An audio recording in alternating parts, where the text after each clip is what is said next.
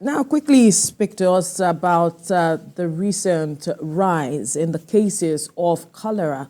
What is at the heart of it? So I will start by saying that thank you for this opportunity to enlighten the public.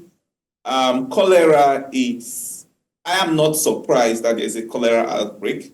And why I say that is because cholera is nicknamed the disease of poverty and inequality. So that speaks to the point you made about UNICEF calling for increased access to clean water, sanitation. What are those risk factors associated with cholera? Cholera is more when you have people in a case or communities where people have limited access to clean water, to good sanitation, where there's increased malnutrition, where the hygiene level is very poor.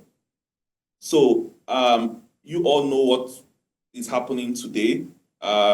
Simple, what we call pure water, although some people query how pure is pure water.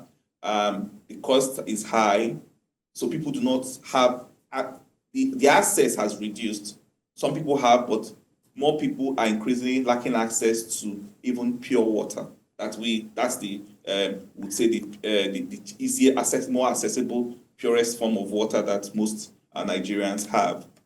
So when you have that situation, there is an increased likelihood of diseases like cholera breaking out. As you know, it's a disease caused by a bacteria that gets in through our mouth, either through unclean water or food that has been contaminated by feces carrying the bacteria that causes cholera. So that's the situation we find ourselves in. But the good news is that it's preventable and it's treatable. And that's what we are here this morning to enlighten the public on some of the things they need to do to prevent.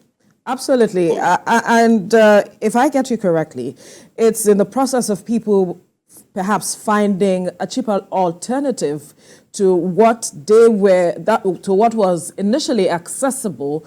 That is why we're seeing what we're seeing as it is now with regards to the outbreak.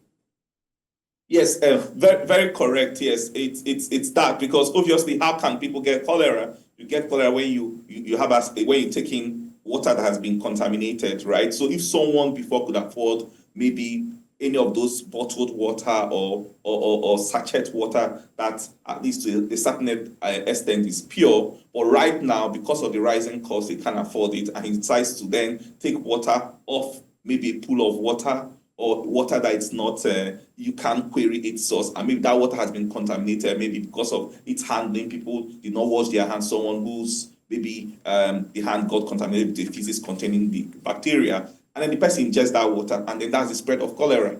Or people are now eating, maybe before you're used to eating in a place that is a bit hygienic, right, where they wash their hands properly before they cook, and maybe because of the rising cost of, you know what it costs now to get food in some of the basic restaurants, right? I then decide to go to a lower place where they don't wash their hand properly. Maybe the environment around there is a bit very dirty, and maybe dirty water spills into the pot and it's not well cooked and all that. And those the water they use is contaminated, right? Then that's why you're having this spread. So it's not really, that's why for some of us, the public health especially, it's not surprising that we're having that outbreak. I think it's the reaction, the population's reaction to the increasing level of limited access to basic water and sanitation.